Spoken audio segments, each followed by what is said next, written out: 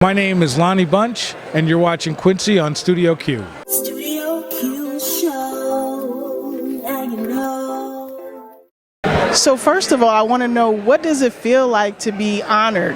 Well, what I realize is that people are not honoring me. They're honoring our culture, our history. And that, to me, is the only reason I do these things. And I come here tonight partly because of my profound respect for the United Negro College Fund. One of the things as a historian I know is that the thirst for education has always been a major part of our community, and to help people get that chance to transform their life through a college degree is really crucial, and so I'll travel anywhere to be supportive of that. How important is the UNCF, especially in 2017 and in our political climate right now? Well, I think first of all, if you realize there are people like me who got in through a window when there was federal funds and there were a lot of grants, they aren't here anymore. So the UNCF is really keeping that window open so that new generations get a chance to be doctors, lawyers, and even historians. Yeah. Well, I know you told Gwen Eiffel that you love being out and about and people just come up and say thank you. It really, really humbled you. How has that been even more so since it's opened? Well, I mean, I think that I'm stunned at how visible I am. I am stunned that there is not a day that doesn't go by that 5 or 6 people don't stop me in weird places. I'm in Penn Station trying to catch the last train back to DC one night, and Red Cap. Oh my God, it's you. How are you? Thank you. So it really has been humbling and something I didn't expect. Now, I know people have been coming in groves to see the museum. What can you tell somebody who's, contemplating coming? Well, the first thing is get your tickets early because the crowds are so great and the passes are going very quickly. But I think what you'll see is both a sweep of history. You'll see things you can't believe you'll see.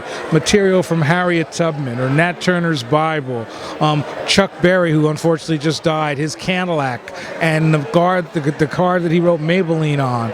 You'll see things from film, theater, television. In essence, you won't see things that are just about the struggle. You'll see things that'll give you a fuller sense of the life of Black America, and more importantly, you'll see America through an African-American lens. So this is a museum for all people who want to understand what it means to be an American. And what did it feel like when Donald Trump came there recently? Did he take it in?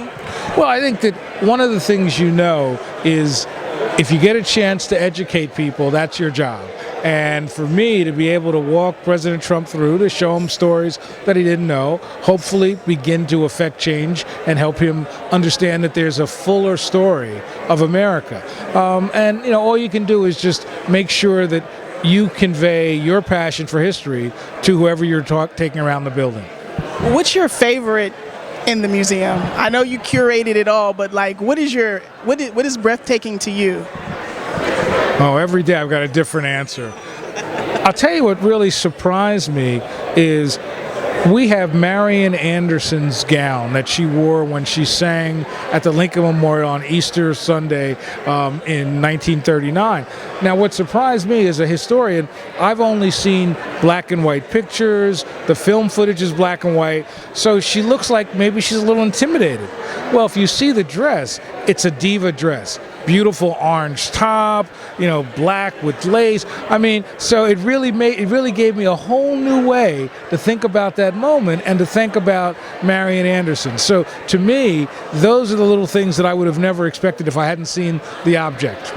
And what will, because this museum is going to outlive all of us. This museum will be here as long as there's an America. Right. What do you think people will say 50 years from now, 100 years from now, about this time? Because, you were the one who spearheaded the whole thing.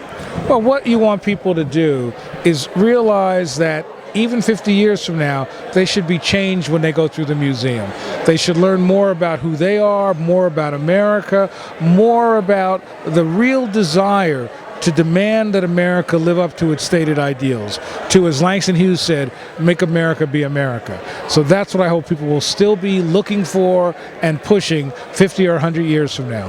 And last question, what would you have told your 25-year-old self? I would have told myself, say no, don't take the job. But I think that what you learn as a historian and learn through life is the key is perseverance. The key is recognizing that you will fail. And that one of the things about being black that excites me is that this is a community that has lost, has sacrificed, but has a resiliency and a spirituality. And so I dip into that well when I was building this museum. When days were bad, I would look at pictures of old black people and say, they didn't quit, I don't have the right to quit. So that's what I do. And so for me, it's just about being blessed to be able to tell a story and to really give voice to people that are often voiceless. Studio